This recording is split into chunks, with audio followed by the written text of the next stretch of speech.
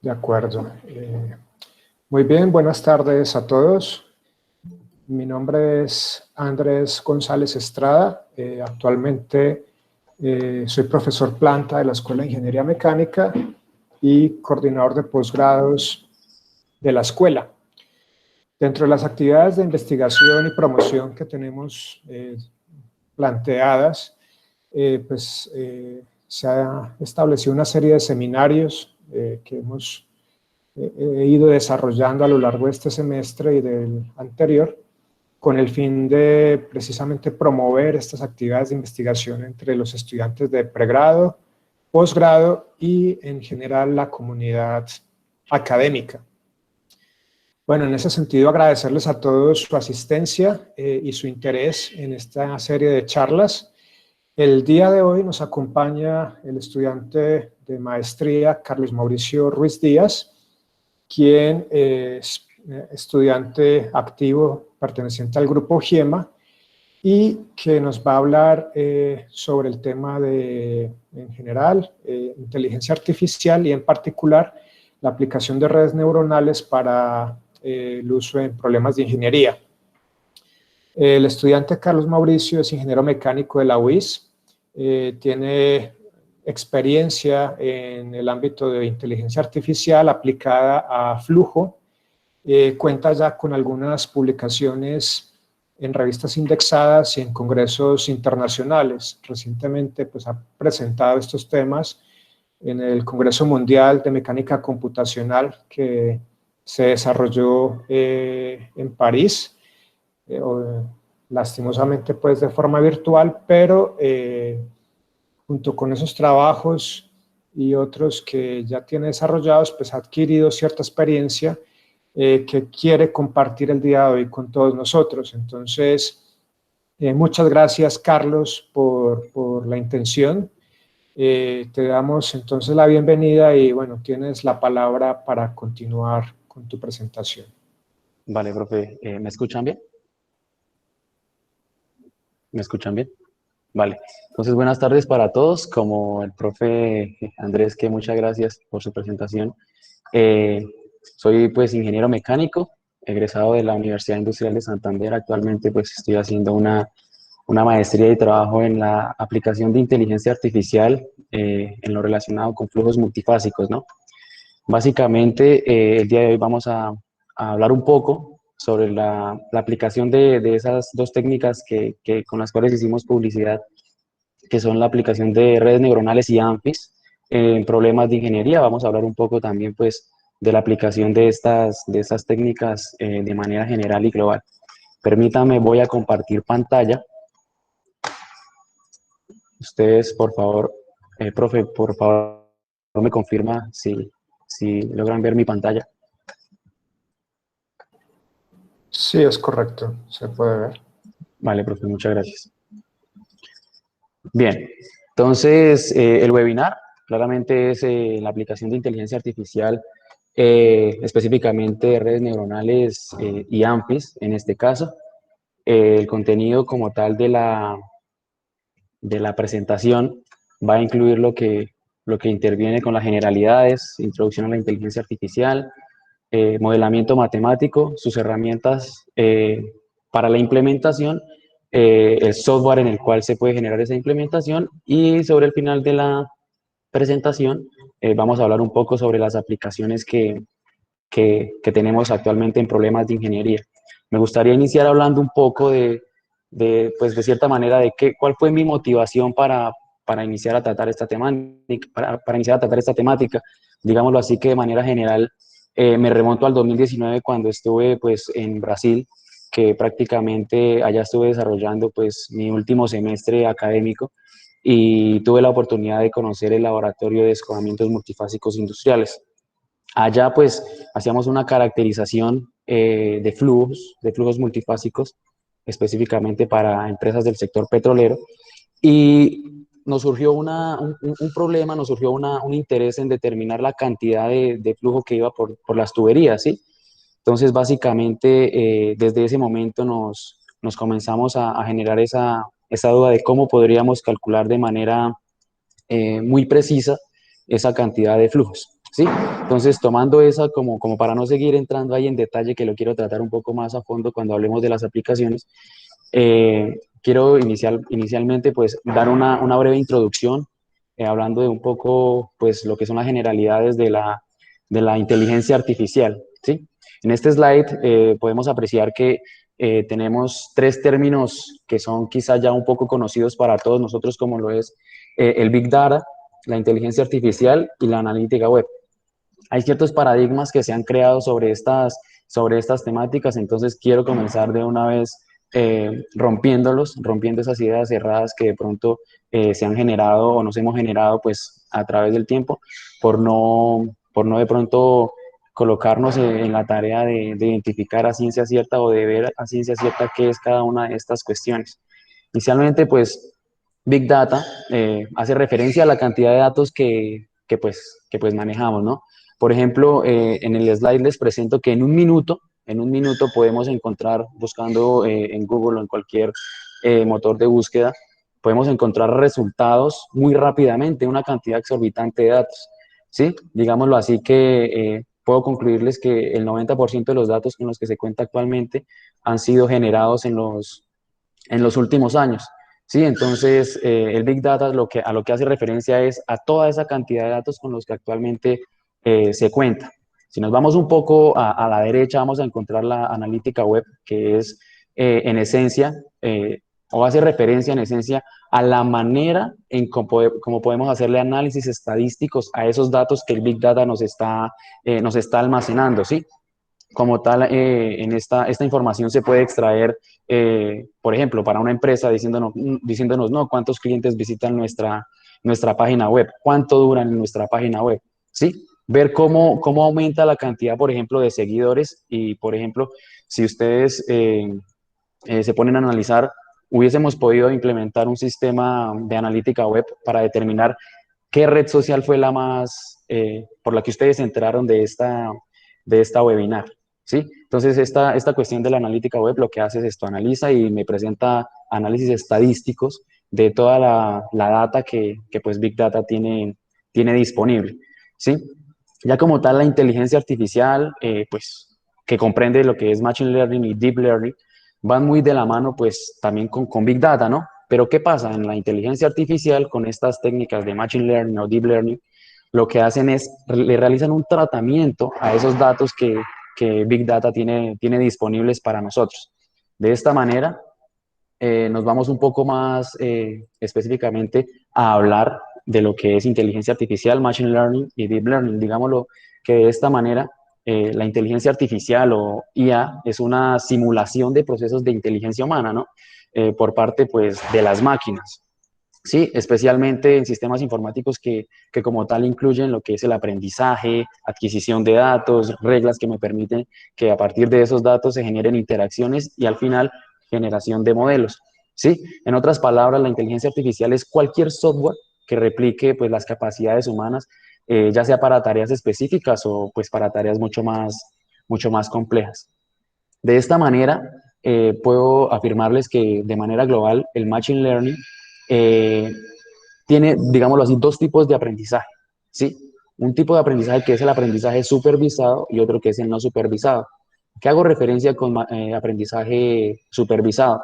Este aprendizaje se presenta cuando estamos entrenando un modelo, pero el entrenamiento lo hacemos a partir de datos que, por ejemplo, de los cuales conocemos entradas y conocemos salidas, ¿sí? Es decir, conocemos parámetros que pues ya hemos determinado, por ejemplo, en cuestiones experimentales y sabemos qué salidas se deben obtener, ¿sí? Qué resultados se deben obtener. Eso es un aprendizaje supervisado en términos generales.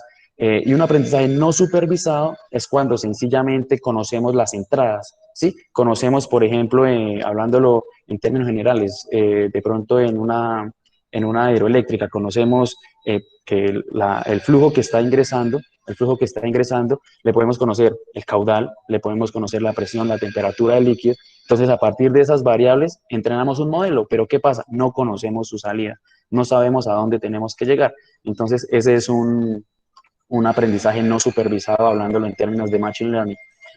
Hoy vamos a trabajar mucho con animales, ¿sí? Hoy vamos a trabajar mucho con animales y aquí coloco como primer ejemplo en este slide la manera en cómo nosotros aprendemos, ¿sí? Para nosotros poder determinar que la imagen que está en el costado izquierdo es un perro, nosotros anteriormente ya tuvimos que haber hecho un aprendizaje personal para poder diferenciar que aquí tenemos una camioneta, tenemos otro tipo de perro, otro animal, ¿sí? Otros tipos de animales, una casa, por ejemplo.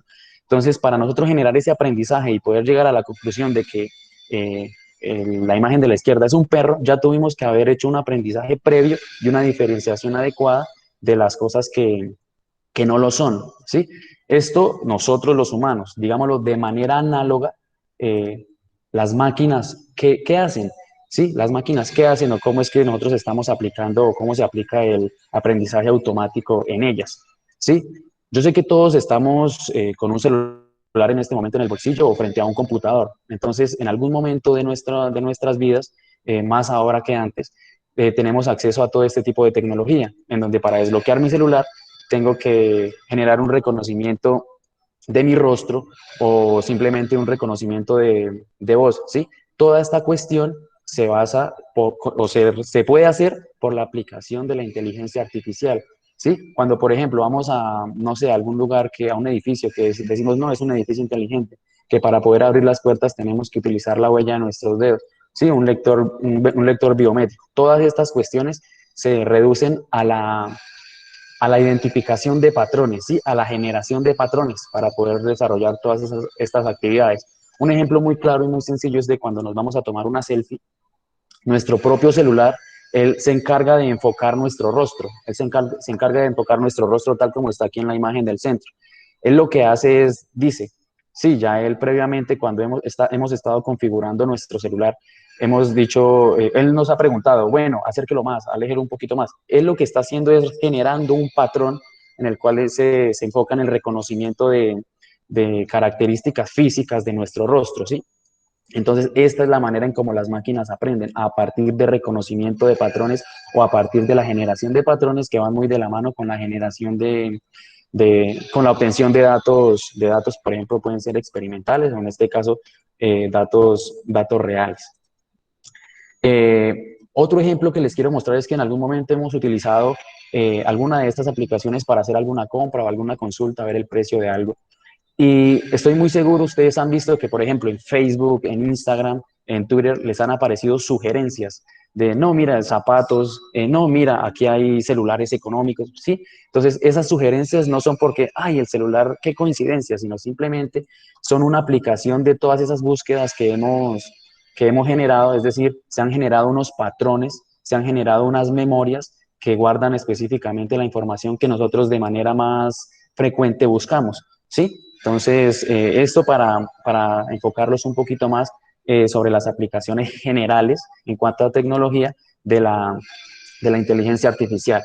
Entrando un poco más en materia, partimos de que se pueden tener inicialmente dos tipos de estructuras para programación, ¿sí? Yo soy ingeniero mecánico, no me especializo en programación, pero digámoslo, este tema de la inteligencia artificial no nos limita a que para poderla utilizar debemos ser programadores, debemos utilizar X o Y lenguaje, no, sino simplemente es muy flexible. Por tal razón, hago aquí una comparación entre lo que es una estructura básica de programación convencional y una estructura de lo que es ya inteligencia artificial, específicamente Machine Learning y posteriormente Deep Learning, hablando en términos estructurales. Entonces, inicialmente, aquí hago referencia con un programa convencional, ¿sí? A los que normalmente o tradicionalmente hemos venido hablando en la ingeniería, en nuestra clase de programación, donde, listo, me dicen, usted tiene, por ejemplo, para la programación convencional, usted tiene dos números, usted tiene el 1 y el 2, ¿sí? Entonces, ¿qué pasa? Para poder hacer que ellos se interrelacionen, usted tiene que agregarles un programa, ¿sí? Un programa que haga que lo sume. Entonces, esa es la programación convencional, donde doy unas entradas, doy ciertas características para que esas entradas tengan una interacción. Eso se da dentro del ordenador y me genere una salida. ¿La salida cuál es? La suma. Sume el 1 con el 2, la salida va a ser el 3. Bien, digámoslo que de manera análoga la Machine Learning tiene otro tipo de comportamiento, otro tipo de estructuración, ¿sí? en el cual como tal se tiene que partir de entradas y salidas. Esas entradas y esas salidas, como anteriormente les dije, son, por ejemplo, tengo esas propiedades, de esas características de presión, temperatura, caudales, ¿sí? Por poner un ejemplo, y quiero lograr un programa en el cual estén interactuando ellas tres, ¿sí? En el cual estén interactuando ellas tres y me permitan generar modelos predictivos. Es decir, ese programa que se va a generar aquí con el desarrollo de Machine Learning va a ser un programa en el cual están interactuando esas tres variables que anteriormente les mencioné en el ejemplo. Bien, entonces, haciendo ya una comparación entre Machine Learning y Deep Learning, todo parte pues sí, de una entrada, ¿sí? De una entrada.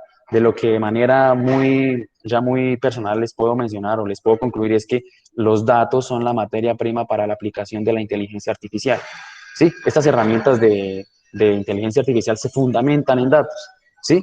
Entonces, aquí volviendo a la comparación entre Machine Learning y Deep Learning, las dos técnicas parten de una entrada, ¿no? ¿Qué pasa? En el Machine Learning es un poquito de pronto así más demorado, en este aprendizaje de máquinas es un poquito más demorado porque ella tiene que primero generar una extracción de características, ¿sí? Generar primero esos patrones que anteriormente les mostré, por ejemplo, el del reconocimiento facial, ¿sí? ¿Para qué hacer? Para después clasificar esa información, generar llenar esas casillas con la información propia de, por ejemplo, sus características físicas, ¿sí? Para posteriormente decirme si es, por ejemplo, una vaca o no es una vaca, como en este ejemplo lo estoy colocando. ¿Qué pasa en el Deep Learning? En el Deep Learning uno le suministra datos, le suministra entradas, ¿sí? Y a partir de una interacción interna del modelo matemático o del modelo automático, ella me va a generar unas interacciones propias y me va a decir al final, listo, si es una vaca o no es una vaca. Es decir, la diferencia entre Machine Learning y Deep Learning es que el Deep Learning me puede generar procesos mucho más rápidos al evitarse generar esa caracterización, porque la caracterización ella lo hace de manera implícita al generar interacciones de esas entradas que le estamos brindando. Bien, para poder hacer uso o aplicar las técnicas que son nuestro parámetro fundamental para esta webinar, que eran las redes neuronales y ANFIS, ¿sí? Debo seguir una cadena de pronto así sí, una secuencia en la cual pues voy a poder determinar o voy a poder lograr un mejor resultado en cuanto al modelo que estoy buscando, ¿sí? A la predicción que estoy buscando. Entonces, el tratamiento que se le deben dar a los datos específicamente o lo que se debe hacer específicamente para poder tener un buen modelo es seguir esta secuencia que de manera personal estructuré, ¿sí? En el que el primero es adquirir los datos, ¿sí? Adquirir los datos, tener nuestras bases de datos, de pronto utilizar Big Data, ¿sí? Son datos que están en la red, ¿sí? Después le hacemos un procesamiento a esos datos con el fin de ver si nuestros datos en realidad tienen la calidad que necesitamos para poder entrenar una red neuronal, por ejemplo, ¿sí? Que no me vaya a generar valores extraños. Después de ese procesamiento de los datos, nos vamos a enfocar un poco en la obtención de un primer modelo con el cual vamos a entrenar, que vamos hacia el paso 4, el cual vamos a entrenar, como les dije anteriormente, él aprende, él tiene que ir aprendiendo. Después ya de que hicimos el entrenamiento, nos vamos a un proceso de validación, donde determinamos si los resultados que estamos obteniendo son realmente buenos o no lo son. ¿Sí? Buenos, hago referencia a la comparación entre las entradas y las salidas, con qué error se presentan entre esos dos resultados, ¿sí? Para posteriormente ya generar un modelo robusto y flexible desde el punto de vista en que se ajuste a cualquier entrada que yo le suministre. Bien, de manera específica o de manera general, mejor dicho, les presento en este slide la estructura de una red neuronal sencilla, ¿sí? Una red neuronal, ¿en qué consiste? En que va a tener unas capas, una serie de capas. En este caso, yo les esquematizo acá tres capas, una capa de entrada, una capa oculta y una capa de salida. ¿Qué pasa? Esa capa de entrada es donde tengo todos los datos que voy a ingresar, todos los datos a los cuales les voy a realizar el tratamiento, ¿sí? Hablándolo en términos generales. ¿Qué pasa? Después tengo la capa oculta. La capa oculta es aquella capa en donde se realiza o en donde se lleva a cabo esa interacción matemática que me va a permitir determinar un modelo final que va a ser nuestro output, nuestra salida, a partir de interacciones entre de esas entradas, ¿no? Entonces, ya Posteriormente les voy a hablar un poco más de la estructuración interna de lo que es una red neuronal, pero básicamente una red neuronal es esto, es una estructura en la cual a partir de unas entradas le genero unas interacciones, que ya le agrego otros términos matemáticos en un momento, y llego a un modelo definitivo o a un modelo predictivo, ¿sí? Entonces, también hablando un poco de lo que es ANFIS, que apenas lo estamos nombrando, ANFIS es una ampliación, esto es un modelo híbrido, ¿sí? Para el tratamiento de datos y la generación de modelos, pero yo lo veo desde el punto de vista en que ANFIS es una ampliación de lo que es una red neuronal, ¿sí? Claramente se le agregan muchas más cuestiones matemáticas, se le agregan unas funciones de membresía, unas cuestiones lingüísticas y otras interacciones dentro de las capas ocultas. Sí, básicamente la estructura es muy similar a la de una red neuronal, por eso digo que es una ampliación, solamente que cambia la interacción interna, ¿sí? Porque, ¿qué pasa? Se parte también de unos vectores de entrada, de unos datos de entrada, donde posteriormente pasan a donde les voy a decir, listo, ustedes van a interactuar de esta manera, ¿sí? Después, pues hay una serie de complementos matemáticos con los cuales van a interactuar todas esas entradas y me van a generar una salida, ¿sí?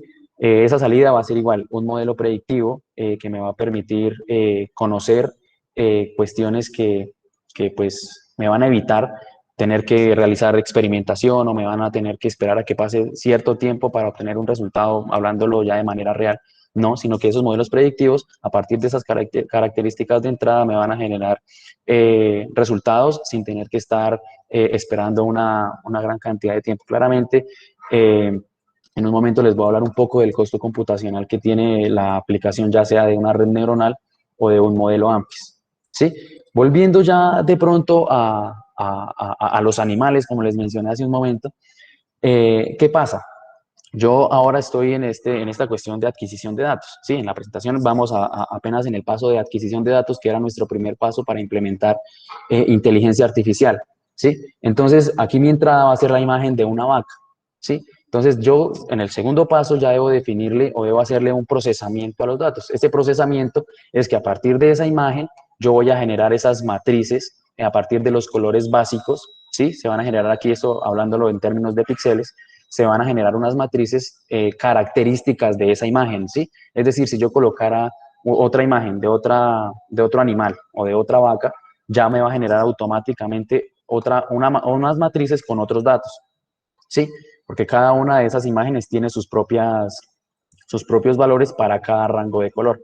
Entonces, listo, continuando con el procesamiento, ¿qué pasa? Estas matrices las debo unir en un solo vector, que en este caso las unimos en un vector columna, donde inicialmente tenemos pues el color rojo, después en el medio el color verde y posteriormente el color azul. ¿Listo? Entonces tenemos aquí una imagen vectorial modificada, o sea, la imagen que inicialmente pues era una foto, la convertimos a un vector de números característicos propios de esa imagen. Posteriormente debo hacerle un tratamiento a los datos. Sí, entonces, a partir de esa imagen, le realicé ya pues la vectorización, la conversión a números, le hago una normalización a esos datos y posteriormente los coloco dentro de una red neuronal en este caso. Sí, entonces básicamente vuelvo a lo que anteriormente les estaba mencionando de la estructura general de una red neuronal. Entonces parto de unas entradas, aquí ya me va a generar unas capas ocultas y posteriormente me va a generar una salida, que para este ejemplo la salida es si es una vaca o si no es una vaca. ¿Sí? Pero no es así de sencillo de determinar, listo, si es una vaca o no, sino centrémonos un poco en el análisis matemático o en la estructura matemática que tiene la red neuronal. ¿Sí? Aquí tenemos unas entradas que tenemos X0, X1, X 12.286, ¿sí? Etcétera. Entonces, cada una de esas entradas va a entrar a un nodo en el cual van a interactuar. Ya posteriormente de esa interacción, nos venimos a de pronto ver con un poco más de detalle la parte matemática. Digámoslo así, aquí les muestro un esquema general de lo que es una red neuronal. ¿Sí? En este caso, esta estructura, así de sencilla como se las estoy mostrando, se denomina perceptrón, que es la unidad básica de las redes neuronales. ¿Y en qué consiste? En que tengo unas entradas que interactúan en un nodo, que es la capa oculta, y me genera una salida, me genera una activación o una predicción. ¿Sí? Básicamente, ¿de qué está conformada esa capa oculta? La capa oculta tiene dos funciones importantes, una que denominamos regresión logística y otra que se llama función de activación. Entonces, la regresión logística, si hacemos un análisis rápido de su composición, tenemos que es un W transpuesto por un X más un B, ¿sí? Entonces, ese W es un vector que se llama vector de pesos. Esos pesos lo que representan son el grado de intervención que cada una de esas variables va a tener sobre el modelo final, ¿sí? De pronto, si volvamos al mismo ejemplo, tengo presión, tengo caudal y tengo temperatura.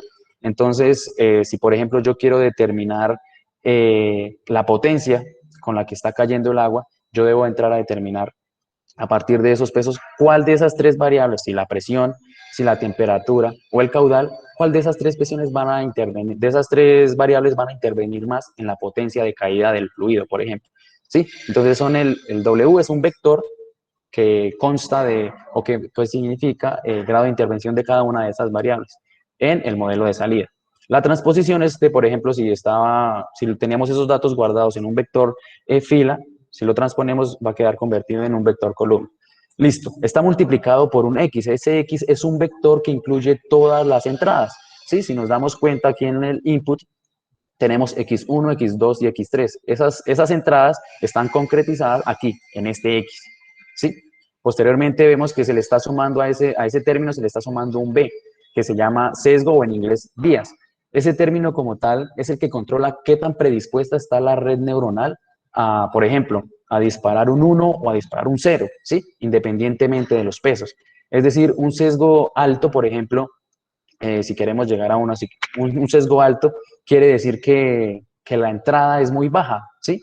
Quiere decir que por ejemplo, si queremos llegar a un valor de 1 y este valor de aquí de W transpuesto por X me está dando 0.5 o 0.3, por ejemplo, debo sumarle un 0.7 para que ese valor llegue a 1. Es decir, cuando hay un sesgo o un bias alto, quiere decir que el sistema no está muy bien ajustado si nuestro fin es llegar a 1. ¿Por qué? Porque tuvimos que ajustarlo muchísimo, tuvimos que agregarle un valor muy grande para pues, poder obtener esa respuesta. De manera análoga, después de ya tener estructurada esa regresión logística con todos los valores de entradas, de pesos y de vías, incluimos esa regresión dentro de una función de activación. Aquí está simbolizado con un sigma, pero claramente no es el único tipo de función de activación que existe. También existe tangente hiperbólica, también existe unidades lineales de rectificación, que es prácticamente el que más se recomienda por el comportamiento lineal que tiene. Es decir, si volvemos aquí tenemos un comportamiento, aquí en esta imagen se puede ver aquí un poco reducido que el comportamiento para esta función sigmoide es, digámoslo así, curvilíneo. ¿Qué pasa si yo hago una derivada en la parte superior y una derivada en la parte inferior? Tiende a cero, ¿no? Porque la pendiente de la recta tangente que voy a trazar en ese punto, pues va a tender a cero, va a estar casi acostada. Entonces, ¿qué pasa? Eso vuelve más lento el aprendizaje de la máquina, ¿sí? Eso vuelve más lento el aprendizaje de la máquina. Por ende, se recomienda, pues, la aplicación de las unidades lineales de rectificación. Porque si voy a derivar, simplemente no voy a tener problemas con la pendiente de esa recta tangente. De manera específica, nosotros estamos implementando lo que es ANFIS y lo que es redes neuronales en dos softwares, ¿sí? MATLAB y Python. Inicialmente, MATLAB lo hemos utilizado para la estructuración de lo que son las redes neuronales. Específicamente, MATLAB tiene dentro de su toolbox una herramienta como tal especializada en redes neuronales. Sí, como les dije anteriormente, no necesitamos ser programadores para poder tener una buena aplicación de la herramienta o obtener valores o modelos óptimos. Es decir, no necesitamos ser programadores para lograrlo. Bien, entonces aquí les presento un poco lo que es el interfaz de esa herramienta que nos brinda MATLAB, en donde para este ejemplo, pues yo le iba a dar o le di el nombre a nuestra red neuronal de webinar, ¿sí?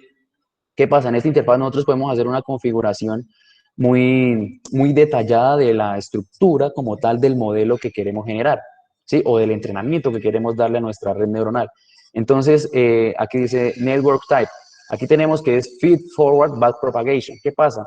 hay muchos tipos de redes neuronales, ¿sí? Hay redes neuronales convolucionales, redes neuronales en los que simplemente van a poseer backpropagation o simplemente backward propagation o feed propagation, ¿sí? O simplemente le adicionan broadcasting, que es acelerar el proceso de aprendizaje. Entonces, nosotros, o en este caso de manera autónoma, escogí el feed forward backpropagation. ¿Por qué? Porque podemos tener un avance capa a capa, podemos ir logrando la estructuración de nuestro modelo predictivo y también podemos devolvernos, ¿sí? Devolvernos, hacer que el aprendizaje de nuestra red neuronal sea mucho más completo, ¿sí? Sea mucho más completo al tener más interacciones internas.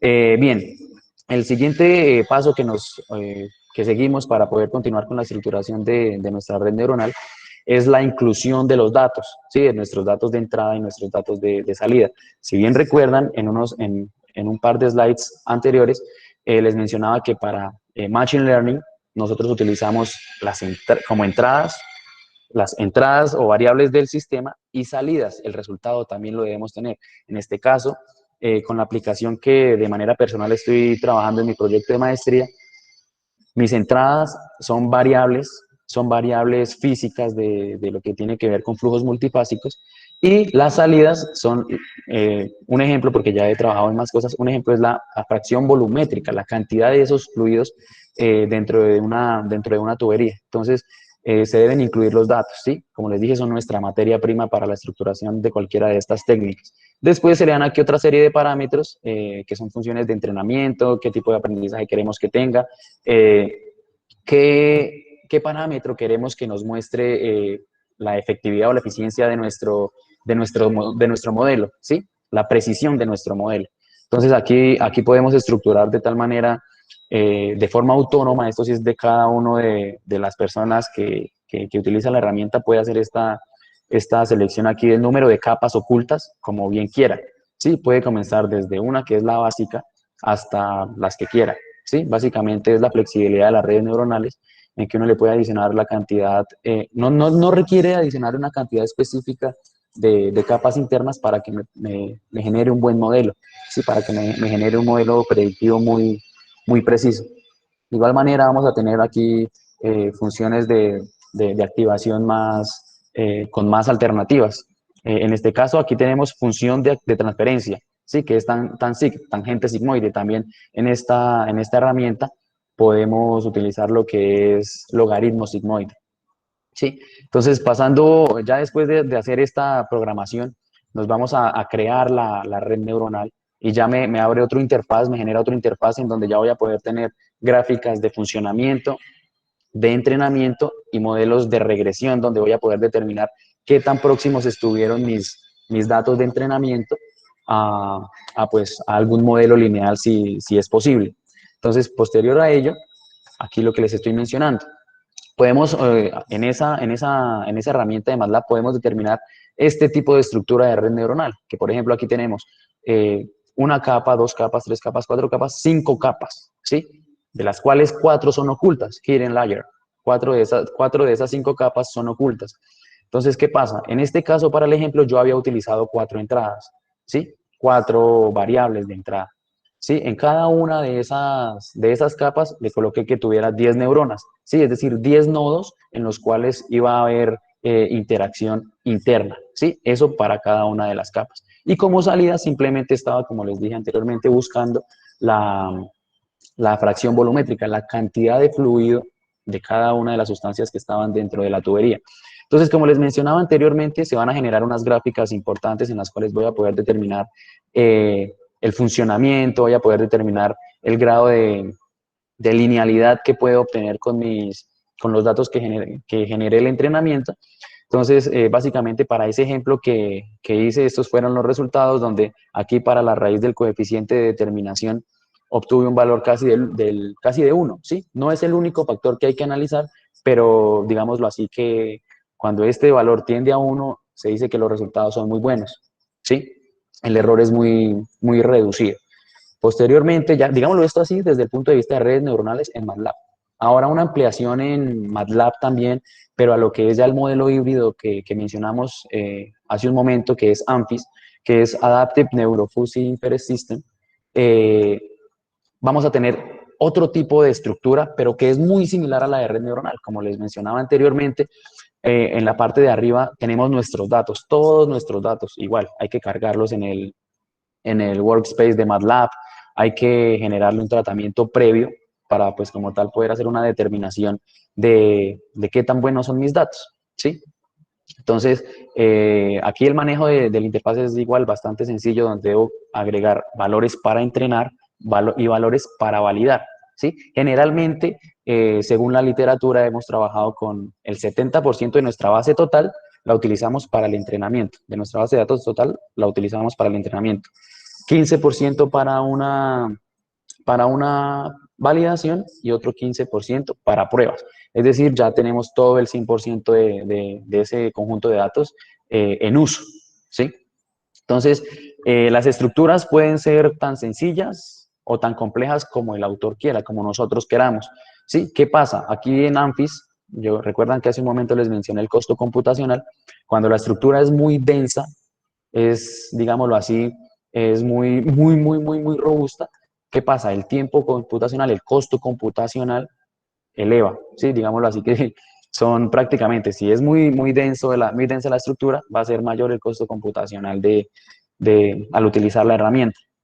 Entonces, básicamente, esas dos herramientas son las que hemos trabajado, por llamarlo de alguna manera, en donde aquí en la configuración podemos ver que tenemos 4 entradas y una salida, ¿sí? Aquí en la parte superior. Y ahora, en la parte inferior izquierda tenemos 1, 2, 3, 4 entradas y una salida. ¿Qué pasa? O estas dos imágenes, ¿en qué se diferencian? En la cantidad de funciones de membresía que vienen a ser estos nodos, ¿sí? Que están aquí de forma interna, que en este caso pusimos 3 para cada una de las entradas, 3, 3, 3, y para este otro ejemplo pusimos 2, ¿sí?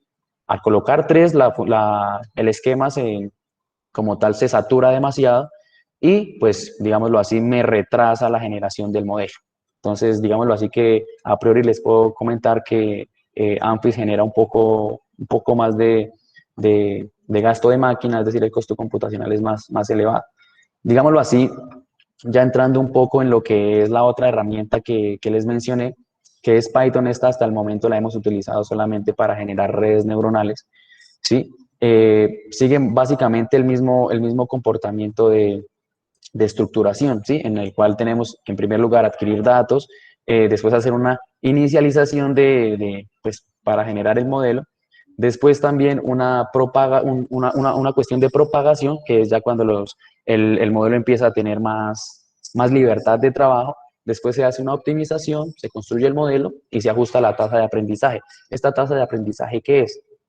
Esta tasa de aprendizaje a lo que hace referencia es a qué tanto estoy o qué tan próximo estoy del valor óptimo que programé, ¿sí? Es decir, qué valor de error yo programé. Yo puse que el error fuera del 2%, entonces esa tasa de aprendizaje se debe ajustar para que al final mi modelo me presente valores con ese 2% de error. Bien, entrando un poco ya en lo que son las aplicaciones, digámoslo así, que la aplicación de estos procedimientos de estructuración y aprendizaje de modelos basados en datos, hay mucha, en realidad hay mucha información. Yo aquí les concreto un par de problemas de ingeniería en los cuales podemos utilizarla, más no son los únicos, ¿sí?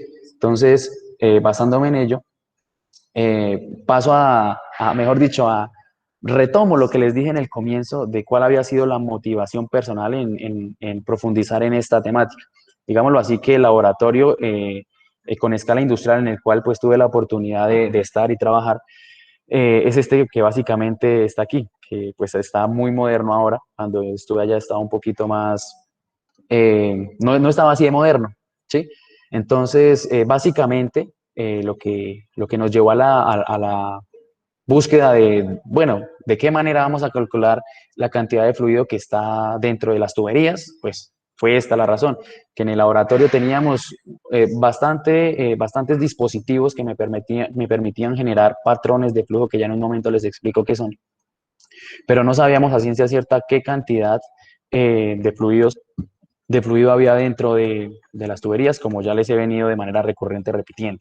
Entonces, aquí en esta imagen se puede ver que dentro de la tubería va algo, ¿sí? Van unos fluidos, pero no sabemos a ciencia cierta cuál es la cantidad. Entonces, este es básicamente el laboratorio que fue mi motivación para poder ahondarme un poco más en lo que es esta temática. ¿Sí? Entonces, aquí un poco de lo que les hablé antes, que son los patrones de flujo. Entonces, aquí ustedes pueden determinar o pueden preguntarse, bueno, ¿qué son patrones de flujo? Los patrones de flujo son comportamientos característicos que se presentan dentro de las tuberías, en este caso, de la industria petroquímica, en el cual yo puedo, pues, a partir de las variables de entrada, que pueden ser velocidades, viscosidades, diámetros, inclinaciones de tubería, presiones, temperaturas, van generando distintos comportamientos de los fluidos al interior de la tubería. Entonces, básicamente aquí hay un resumen de cuando la tubería es horizontal, ¿sí? Se van a presentar una serie de comportamientos específicos de ciertas condiciones físicas, de velocidades, temperaturas, viscosidades, ángulos de inclinación, etcétera, pero que no es a ciencia cierta el único comportamiento que se puede tener. ¿Por qué? Porque se puede ampliar a una cuestión trifásica donde voy a tener agua, aire y aceite, ¿sí? O petróleo. Entonces, básicamente, aquí podemos determinar que van sustancias dentro de la tubería que están siguiendo cierto comportamiento, pero bueno, ¿qué cantidad de cada una de ellas hay dentro de la tubería? Entonces, esa fue la motivación. Actualmente estamos trabajando en ello. Ya se han presentado, aquí les muestro dos noticias que básicamente son nuestro punto de partida para decir que estamos yendo en un buen camino, dado que ya se ha generado reconocimiento en el laboratorio, al cual pertenecemos, nuestro grupo de trabajo, en los avances tecnológicos que a partir de la aplicación de inteligencia artificial se han logrado. ¿Por qué? Porque han logrado reducir, mejor dicho, han logrado monitorear en tiempo real, a partir de la aplicación de inteligencia artificial, todo lo que es el proceso de producción, transporte y extracción de óleo y gas pre-salt, que esto es, pues, a mar abierto, ¿sí? Esa es una noticia, y aquí está la otra, que básicamente tienen el mismo fin, ¿sí? Ya tenemos reconocimiento en la aplicación de esta temática. Ahora, una aplicación ambiental, ¿sí? Ya, pues, como tal, hablándolo en términos de otro problema que nos requiere de nosotros los ingenieros, es que, por ejemplo, podemos generar a partir de esas variables ambientales, ¿sí? Por ejemplo, la velocidad del viento, la dirección del viento, intensidad de lluvia, temperaturas, humedad.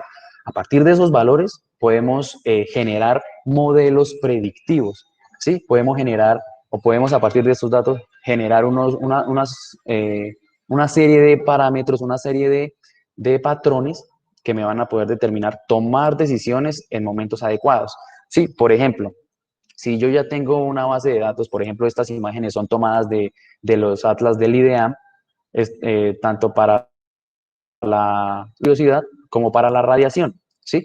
Entonces, ¿qué pasa?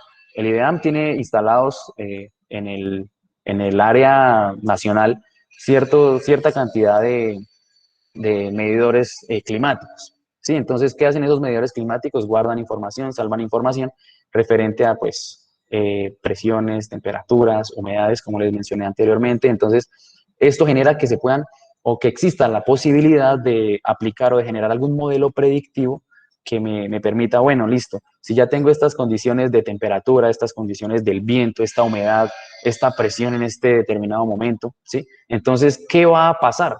¿Sí? ¿Qué va a pasar? ¿Será que va a llegar una tormenta? ¿Será que va a llegar algún tipo no sé, de corriente de viento muy fuerte? ¿Sí? Entonces me permite hacer predicciones y tomar decisiones en el momento adecuado. Entonces, un ejemplo o una motivación como tal de la utilización de la inteligencia artificial pues, en las cuestiones ambientales es esta, ¿sí? La aplicación, pues, para determinar ciertas prevenciones. Bien, desde el punto de vista de la energía y la sostenibilidad, actualmente hay una cuestión que, en serio, esto es bastante moderno, que se llama Smart Grids, que son redes inteligentes que prácticamente son las que me permiten, por ejemplo, para hablarlo en términos generales, los dispositivos que tengo en casa, conectarlos con la nube, ¿sí? Aquí se integra otro factor importante, que es el Internet de las cosas, ¿sí? Esa información que los electrodomésticos me brindan, automáticamente las empresas que los fabrican las pueden la pueden controlar y la pueden conocer, ¿sí? Pero ¿qué pasa? Por ejemplo, en una nevera, pueden modificar la temperatura de la nevera, ese modelo predictivo, y en ciertas horas del día aumentar la temperatura o reducirla, es decir, puede cambiar los modos de operación, ¿sí? Es decir, aquí es una mezcla entre ingeniería eléctrica, electrónica, de energía y el Internet de las cosas. Digámoslo así que en esta parte lo que necesitamos es capturar datos del comportamiento, por ejemplo, de los dispositivos que tenemos en casa para hacerle seguimiento al consumo de energía, ¿sí? A qué tanto usamos cierto electrodoméstico, para así generar un algoritmo de entrenamiento para que en determinado momento se active un modo de ahorro de energía, ¿sí? De que, por ejemplo, no sé, la cámara que tengo instalada en la puerta de mi casa, a ciertas horas va a requerir de cierta luminosidad o bueno, de determinadas características que hacen que consuma una mayor energía. Entonces, ¿qué pasa? En ciertos momentos podemos optimizar ese consumo de energía cambiando las características a partir de datos que ya conocemos de él mismo, ¿sí? De comportamiento o de uso que nosotros mismos le damos a ese tipo de cuestiones. Claramente aquí también entran las energías alternativas, ¿sí? Que aquí tenemos unos generadores eólicos. Entonces, básicamente, también a partir de las condiciones climáticas, uniéndolo con lo que anteriormente les mencionaba, se pueden generar predicciones. De pronto, en ciertas épocas del año se va a poder generar mayor energía a partir del viento o menor cantidad de energía a partir del viento. ¿Sí? Es decir, me va a permitir generar una optimización de todo ese tipo de procesos que pues van a llevar al ahorro en el consumo de la energía. Bien, ahora desde el punto de vista de las estructuras, ya sea desde el punto de vista de la ingeniería civil, de la ingeniería mecánica nosotros también, o la aplicación que queramos ver, en este caso las infraestructuras.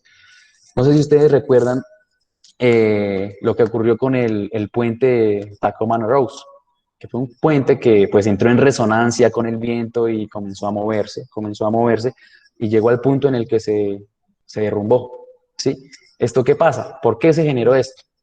Porque no se generó, no se tenía o no se contaba en ese momento con un monitoreamiento pues, de las características importantes que tiene una estructura, ¿sí? Entonces, por ejemplo, no tenía un monitoreamiento de la resonancia, ¿sí? No tenía un monitoreamiento de la frecuencia de oscilación y por ende nadie sabía que esa cuestión iba a pasar. Por tal razón, una aplicación de la inteligencia artificial en este caso, es generar como tal un monitoreo, por ejemplo, de cargas, un monitoreo de resonancia, un monitoreo de frecuencias de oscilación, para poder determinar en qué momento debo intervenir, ¿sí? En estructuras físicas, pues eso se logra a partir de acelerómetros especiales, ¿sí? Y con esa información en el dominio tiempo, puedo hacer a partir de la implementación de transformadas de Fourier, puedo cambiarla al dominio frecuencia y de esta manera poder hacer un seguimiento en tiempo real de las características que pueden ser muy peligrosas si fallan, ¿sí? Es decir, a los que nos gusta el fútbol, que en lo personal me gusta bastante el fútbol, si vamos a un estadio, el estadio está súper lleno y todo el mundo está saltando en las tribunas, ¿qué pasa? Se debe hacer o se debe tener cierto monitoreo de, bueno, esta estructura se va a caer o en realidad va a soportar el peso y la carga, mejor dicho, que tiene sobre ella. Entonces, es importante aplicar este tipo de técnicas porque necesito un monitoreo que me permita a ciencia cierta, pues poder como tal ver si las cosas van a estar bien, por qué cantidad de tiempo y si van a estar mal, pues listo, entrar a hacerle, por ejemplo, un mantenimiento o un cambio. Bien, de esta manera, si hacemos ese tipo de seguimiento, también podemos hacer una cuestión de análisis de resistencia a materiales, lo cual me llevó al otro ejemplo, que es la aplicación de inteligencia artificial en la caracterización de materiales, ¿sí? ¿Por qué? Porque puedo hacer un monitoreo de la resistencia pues, de los materiales para poder determinar a partir de datos qué propiedades se pueden mejorar en los materiales, ¿sí? Por ejemplo, yo sé que a partir de cuestiones experimentales, si llego hasta tal punto de carga, cierta probeta se me va a romper, ¿sí? Es decir, puedo a partir de esas cuestiones que ya conocemos, de esos datos que ya conocemos, generar predicciones. Si por ejemplo, se cambia el comportamiento de los materiales, si se le agregó un aditivo, si se le agregó cierto acabado superficial, si se le mejoró, ¿sí? Si se le hicieron cambios en su porosidad. Entonces, todo esto se va enfocando a lo que es el mejoramiento de la calidad a partir de la implementación de esa inteligencia artificial que me va a permitir generar modelos predictivos para, como tal, a partir de esos datos que ya conozco, por ejemplo, de esfuerzo a la atención o cualquier otro tipo de esfuerzo, me va a decir, listo, puede llegar hasta, ¿qué pasa si llega hasta este esfuerzo? No, se va a romper, listo, ya tengo un modelo predictivo que me va a permitir modificar los materiales, que inclusive aquí en nuestro grupo de asistentes está pues el profesor Andrés, que es bastante conocedor de este tema de todo lo que tiene que ver con materiales. ¿Sí? Bien, este es otra aplicación. Posteriormente, cuando uno hace un análisis de resistencia o cuestiones así, puede hablar también de mantenimiento, lo cual me lleva a otro ejemplo, ¿sí? Como tal, el monitoreo de dispositivos, ¿sí? El monitoreo de dispositivos en mantenimiento es algo fundamental, ¿sí? Es algo fundamental para nosotros ya hablándolo desde un punto de vista ingeniería. ¿Por qué? Porque básicamente estamos generando o más gastos o menos gastos, estamos generando riesgos o estamos evitándolos, ¿sí? Estamos evitando catástrofes, lo que sea. En este caso, en los ejemplos que les muestro, tenemos una turbina de un avión y un conjunto de bombas en el sector industrial. ¿Qué pasa? Es necesario, es absolutamente necesario que para todo este tipo de máquinas o de elementos de máquinas tengamos un monitoreo, ¿sí? Que a estos dispositivos los estemos monitoreando también, así como la estructura de un estadio de fútbol, ¿sí? Entonces, a partir de esos datos de operación con los cuales se cuenta, ¿sí? A partir de ellos se pueden estructurar modelos predictivos que optimicen su funcionamiento, ¿sí? Es decir, podemos a partir de esos modelos predictivos decir, no, si esta pieza ya tiene tantas horas de vida útil, ya nos va a fallar, listo, ya podemos hacerle un seguimiento pleno de su comportamiento y de esta manera podemos extender un poco o hacer que el proceso acerque un poco más eh, a la utilización de esas herramientas hasta ya prácticamente la finalización de su vida útil, ¿sí? Otra aplicación eh, que es, digámoslo así, me gustó mucho esta aplicación la presentan en robótica, la trabajaron en la Escuela de Ingeniería de Sao Carlos, que es prácticamente donde inició mi interés por la aplicación de inteligencia artificial. Esto lo hizo un colombiano, dos colombianos en realidad. Ellos trabajaron en el laboratorio de rehabilitación de robótica de la Escuela de Ingeniería Mecánica, en la estructuración o en la formación de un exoesqueleto modular de miembros inferiores, ¿sí? Para la rehabilitación de pacientes que han sufrido accidentes. ¿Cómo es que funciona esta cuestión? Digámoslo así, que este dispositivo de manera autónoma identifica las zonas donde la persona accidentada tiene que hacer un mayor esfuerzo para poder tener movilidad de sus miembros inferiores, ¿sí? Es decir, si por ejemplo voy a subir una escalera, ¿qué parte del cuerpo voy a forzar más? Listo, el dispositivo se encarga de identificarlo y de aportarle un mayor apoyo a la persona en específicamente esa parte del sistema del tren inferior, ¿sí? Entonces, ¿qué pasa? A partir de esos datos que se van almacenando, también se podría generar un modelo que a partir del tipo de accidente se puede identificar en qué parte del tren inferior centrar o del tren inferior y ya pues se puede ampliar a otro tipo a otra parte del cuerpo, ¿sí? Se puede centrar pues el interés en saber exactamente en qué parte del cuerpo se va a generar un mayor esfuerzo para así pues de manera inteligente o de manera automatizada el sistema se encargue de suplir esa necesidad. Digamos lo que es el final de mi presentación en cuanto a las aplicaciones de la inteligencia artificial a la ingeniería, de un poco lo que es su estructuración matemática, de un poco también de lo que es las aplicaciones. Y abro espacio, no sé si en el chat de pronto hicieron algunas preguntas, pero mientras tanto, yo quiero mostrarles una aplicación pues, de lo que es como tal la aplicación de inteligencia artificial o la estructuración de una red neuronal en Python, ¿sí? Para finalizar la presentación. De esta manera, yo les dije que hoy íbamos a estar muy interactivos con los animales. Entonces, esta interfaz de Python, que es Jupyter, que es trabajar en la nube, básicamente sí tiene un lenguaje de programación, pero es muy sencillo de, digámoslo así, de aprenderlo y es muy fácil de familiarizarse con él. En este caso, nuestra red neuronal lo que va a buscar hacer es determinar si la imagen que estamos colocando es un gato o no es un gato, ¿sí? Previamente yo he montado aquí pues las bibliotecas que son necesarias para poder desarrollar o estructurar la red neuronal. Sí, que en un posterior webinar o en una conferencia posterior vamos a entrar a explicar con un poco más de detalle. Entonces, básicamente la parte inicial que tengo acá en mi pantalla es la importación de bibliotecas para poder estructurar la red neuronal. Bien, entonces, previamente monté una aquí en este documento que se llama LR-Utils, monté un vector con 208 imágenes a las cuales le reduje la calidad para poder generar un poquito más de dificultad en el aprendizaje de la red neuronal. ¿Sí? Básicamente el tratamiento que yo le hice a las imágenes, a los datos de entrada, fue reducirles la calidad, hablándolo en términos de píxeles. ¿Sí? Entonces creé un vector con 208 imágenes, que si alguien quiere, pues 3 personas que me escriban en el chat 3 números diferentes desde el 1 hasta el 208 para hacerles ahorita una prueba.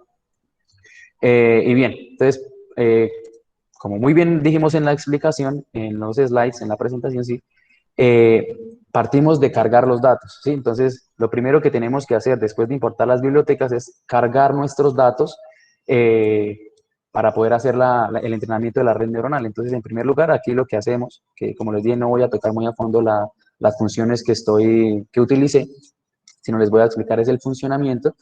Entonces, en primer lugar, lo que hice fue cargar la información, ¿sí? A la hora ya de cargar la información, entonces voy a tener aquí que colocar, aquí veo en el chat, 133. Voy a colocar aquí el número 133, que va a ser el número de la fila 133, y vamos a determinar qué imagen es, y vamos a ver la respuesta del sistema. Efectivamente, aquí de manera pixelada, como les mostré, es un gato, ¿sí? Es un gato. Entonces, aquí el sistema me está mostrando, sí, es un gato, la imagen es un gato, ¿sí? Entonces, ahora voy aquí a anotar otro número, voy a revisar aquí el chat, a ver, el 25. El 25 efectivamente también es un gato y voy a poner aquí un número al azar, voy a poner, no sé, 17. El 17 da la sensación de que fuera una ciudad, de que fuese una montaña con casas, y aquí vemos que la respuesta del sistema es que no es un gato, ¿sí? No es un gato. Este es, digámoslo así, de manera interactiva la aplicación de una red neuronal en Python, pero claramente no simplemente nos basta con decir, listo, si es un gato o no, no es un gato, sino básicamente aquí les voy a mostrar un poco de manera rápida, que es una estructura, pues, digámoslo así, extensa, ¿sí? Extensa, pero no compleja. Extensa porque tengo que determinarle a ciencia cierta la precisión, ¿sí? ¿Recuerdan ustedes lo del tratamiento de los datos? En esta parte del código lo que se hace es eso. Se genera una estructuración de esas matrices a partir de los colores, se genera esa vectorización, después se tiene que hacer como tal un entrenamiento previo, ¿sí? Una fase de inicialización para después poder calcular, aplicar lo de la regresión logística que les mencioné anteriormente, aplicar las funciones de activación pues para determinada cantidad de datos, que en este caso eran bastantes por la vectorización que se le hacía a cada una de las imágenes. ¿Sí? Aquí pues lo de la inicialización, la parte de la propagación, que es ya cuando él inicia a aplicar lo de backpropagation, que es a partir de que ya, listo, ya obtuvo una respuesta, ahora se va a devolver a ver qué tan eficiente es el sistema, ¿sí? Y ver esa interrelación que hubo entre la salida y las entradas. Ahora, aquí se hace la parte de lo que les mencioné también anteriormente, de los pesos y los vías, ¿sí? Los pesos que hacían referencia al nivel de intervención de cada uno de esas entradas, comparativamente pues, con la salida. Y el vía, pues el nivel de ajuste que se tiene. Después, pues una parte de optimización donde lo mismo, el backpropagation entra a jugar un papel fundamental. Y aquí la generación de los vectores W y B. para posteriormente aquí ya pues estructurar el modelo con los parámetros de pesos, de vías y demás. Y como punto final se tiene que, se pueden obtener valores o el costo, mejor dicho, del error o la manera en cómo se va comportando el error para cada una de las iteraciones que va generando de forma interna la red neuronal. Digamos lo que de esa manera doy por finalizada la parte explicativa y ahora abro espacio para las preguntas. De acuerdo, Carlos, muchas gracias por la presentación. A En el ustedes, muy chat amable. hay algunas preguntas. Isabel Ocampo quiere saber si para eliminar variables redundantes es válido emplear métodos de identificación de autovalores antes de correr algoritmos de Machine Learning para lograr una descripción de un proceso. Para eliminar variables redundantes es válido emplear métodos de identificación de autovalores. Sí, claramente sí. Claramente sí. Si queremos lograr una descripción de un proceso, en primer lugar, como estuve de manera recurrente mencionándolo durante la presentación, es hacerle un tratamiento a los datos. ¿Sí? Ahora, hay que hacer una identificación porque claramente pueden haber factores muy repetitivos, ¿sí? Valores repetitivos que a ciencia cierta no me van a generar una modificación plena del entrenamiento porque prácticamente van a no generar ningún tipo de intervención. Entonces, aquí se puede hacer, por ejemplo, una matriz de correlación en la que voy a entrar a determinar si esas repeticiones en realidad tenían algún valor o me estaban modificando de cierta manera la descripción de un proceso, ¿sí? No sé si de pronto hace referencia Isabel a describir en qué sentido, si es de decir, listo, este proceso es bueno, es malo, es ineficiente o en qué cuestión. Quedo atento a tu respuesta a eso en el chat para continuar la respuesta. De acuerdo. Félix Escalante pregunta si es posible utilizar redes neuronales online.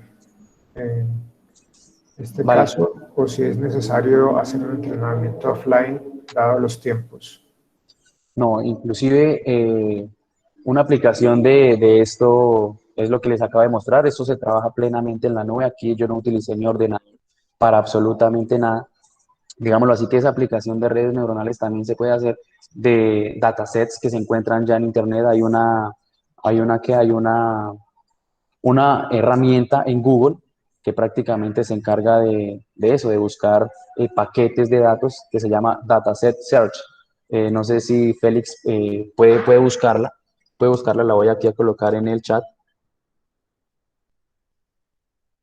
Y ahí usted puede tomar bases de datos que están en la nube y usted no va a utilizar su computador para absolutamente nada. Claramente, después de pues, ya obtenerla, usted puede hacer las descargas pertinentes y trabajarlo offline, pero de cierta manera no es absolutamente necesario que todo el tiempo esté conectado a la red. ¿Sí? Básicamente sí se puede hacer esa aplicación de redes neuronales en línea. Inclusive Python tiene una comunidad que trabaja de forma interactiva solamente en la nube y todo es compartiendo información en la nube y ya. Diego Fonseca pregunta qué tipo de técnica produce mejores modelos independientemente del tiempo de computación necesario para producir ese modelo. Estaban hablando allí de la aplicación en robótica. ¿De la aplicación en robótica? Vale, digámoslo así que de manera general, que yo le pueda decir a Diego que esta técnica es la mejor, no se la puedo decir porque todo depende de los datos que usted esté utilizando para realizar su entrenamiento, sus pruebas y su validación y la estructuración final del modelo. Digámoslo que de manera personal, con el entrenamiento que hemos podido determinar de lo que es aplicación de redes neuronales y el modelo híbrido de AMPIS, hemos podido determinar que los mejores resultados los encontramos a partir de la aplicación de inteligencia artificial, en este caso redes neuronales, y tiene el plus de que el costo computacional es muy bajo, ¿sí? No sé, es un clic y obtenemos resultados. Ahora por ejemplo, comparativamente hablando con el modelo de AMPIS, hemos pasado horas haciendo simulaciones y los resultados no se acercan siquiera a los de la red neuronal, es decir, no hemos presentado buenos resultados con la herramienta de ANFIS. Digámoslo así que si les generó interés la cuestión de la aplicación robótica con el laboratorio que se encuentra en la ESC USPI, voy a dejar mi correo electrónico en el chat para que ustedes me lo comuniquen y de manera directa organizamos, no sé, algún tipo de reunión con las personas que desarrollaron este exoesqueleto y pues con gusto él precisamente lo mencioné en la presentación porque él abrió su disponibilidad a trabajar pues, con personas que estuviesen interesadas en el tema. Listo, entonces voy a dejar mi correo en el chat. De acuerdo, Carlos, muchas gracias. La última pregunta es si Jefferson Román pregunta si es posible generar no solo un algoritmo, sino toda una estrategia general para poder predecir la vida operativa de equipos de turbomaquinaria usando Deep Learning. Sí, claramente no es que estemos limitados a simplemente aplicar una técnica y ya con esa técnica hacerle seguimiento o monitoreo, en este caso a las turbomáquinas usando Deep Learning. No, claramente podemos crear como tal una herramienta muy robusta que junte modelos híbridos, ¿sí? Modelos de aprendizaje con genética, árboles de decisión, redes neuronales, máquinas de soporte vectorial y demás técnicas que se incluyen dentro de lo que es Machine Learning, ¿sí? Y como tal generar esa estrategia general que permita, a partir de datos claramente, porque como les dije es fundamental contar con datos, predecir la vida operativa de esas turbomáquinas. Es decir, se puede montar un sistema que incluya muchas técnicas y que ya de manera interactiva ella misma sea la que decida, oh, listo, esta técnica fue la que generó el mejor valor, apliquemos esta, listo. Pero todo se basa en el historial operativo de la máquina, ¿sí? Es decir, en los datos que pues X o Y empresa o laboratorio tenga como historial operativo de esa máquina. Se debe partir de ahí, pero claramente no se pueden generar algoritmos, no solamente uno, sino varios algoritmos que permitan esa obtención de predicción de la vida útil de una turbomáquina.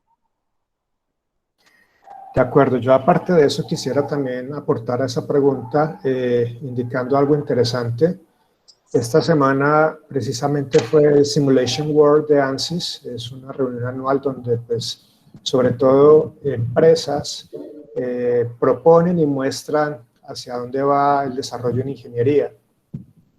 Y se notó este año en muchas de las aplicaciones que mostraron, incluso en las charlas del CEO de Rockwell Automation y mucha gente que está trabajando en técnicas para desarrollar gemelos digitales, donde la idea es plantear eso que comentaba Jefferson, estrategias dentro de toda la cadena de producción, dentro de todo el modelo de negocio que agreguen valor a la compañía. Y en ese caso, pues estaban trabajando en compañías de control, sistemas de control, con las compañías de sistemas de simulación, desarrollo de software, etcétera, para poder predecir con mayor precisión cada vez más lo que ocurre en las plantas de producción.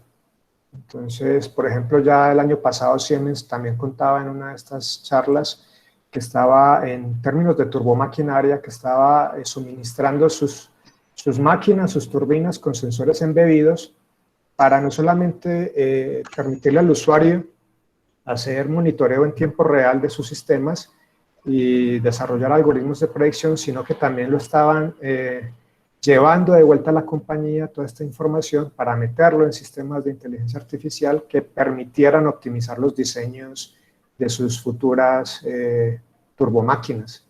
Entonces, eso es una, como comentaban ayer en la presentación, y también lo comentaba Carlos hoy, el Big Data le está dando a los ingenieros muchísima información y uno de los retos de la ingeniería moderna es aprovechar esa información de la mejor manera. Entonces, para la operación, para el mantenimiento, para la predicción, para la reconfiguración de la operación. Muchas veces, también lo comentaron ayer, se puede mantener la producción reconfigurando las condiciones sin detener el activo. Y finalmente, pues incluso llegar al proceso de diseño, llevar esa información hacia atrás y decirle, bueno, fabricante, esta turbina o esta máquina tiene estas condiciones, yo necesito o interesaría llevarla a este otro estado, modificando el diseño original. Entonces, son muchísimas cosas, muchísimos retos que se están planteando hoy en día con toda la información que es disponible, que está disponible en los sistemas. Carlos, pues de nuevo agradecer. Bueno, aquí tenemos un par de preguntas más. Sí, vale, los escucho. Si genero una red neuronal a partir de datos de una máquina, ¿para qué me sirve en la industria si las máquinas son dinámicas? Es decir, el ciclo de vida disminuye en el tiempo. Me gusta mucho esa pregunta porque precisamente mi reto es poder generar un modelo que sea de fácil implementación para el monitoreo en tiempo real. Sí, claramente todos los sistemas reales son muy cambiantes, ¿no? Entonces, básicamente, la aplicación de este, digámoslo así, que generáramos un modelo predictivo, sería intentar, que es lo que literalmente estoy haciendo, intentar generar un modelo que sea de fácil implementación si es, ya sea en una maquinaria, en un laboratorio, en cualquier tipo de dispositivo mecánico o electrónico, lo que sea, para hacerle seguimiento en tiempo real. ¿Sí? Básicamente, esa sería mi respuesta de para qué sería útil generar una red neuronal. Listo, puedo generar la red neuronal a partir del historial operativo de la máquina y, por ejemplo, para determinar la vida útil, pero como tal, darle el plus de que le estoy haciendo un seguimiento en tiempo real. ¿Sí? Esa es la aplicación que se le puede dar a este tipo de cuestiones en sistemas dinámicos tan cambiantes. De acuerdo. Bueno, por cuestiones de tiempo vamos a dar entonces por terminada la charla. Cualquier otra pregunta que puedan tener la pueden dirigir al correo que facilitó Carlos. Sí, exacto. Y también pues informarles que la idea de ofrecer estos seminarios a la comunidad es precisamente que se interesen en los trabajos que estamos haciendo en la escuela, se puedan vincular a trabajar con los grupos de investigación. Hay dos grupos que trabajan estos temas de inteligencia artificial fuertemente y que colaboran, como en este caso con la USPI o con otras escuelas de la misma universidad, y que bueno, estamos muy dispuestos a que primero ustedes se motiven y aprovechar esa motivación para que podamos trabajar juntos. Carlos, muchas gracias por la presentación, por el esfuerzo en preparar la documentación y esperamos pues poder contar contigo en otra oportunidad para una nueva presentación quizás más aplicada, eso es lo que comentabas antes. Sí. Y también pues agradecer a los asistentes. Muchas gracias Vale. por su interés y buena tarde para todos. Vale, muchas gracias. Entonces, les agradezco a ustedes y en realidad quedo abierto pues vía correo electrónico a cualquier otra duda que se les pueda, que se les haya generado y que en este momento no hayamos por disponibilidad a haber contestado. Entonces, muchas gracias a ustedes y quedo atento para generar otro espacio de estos y continuar trabajando con todos ustedes. Que tengan una buena tarde y un fin de semana excelente. Gracias.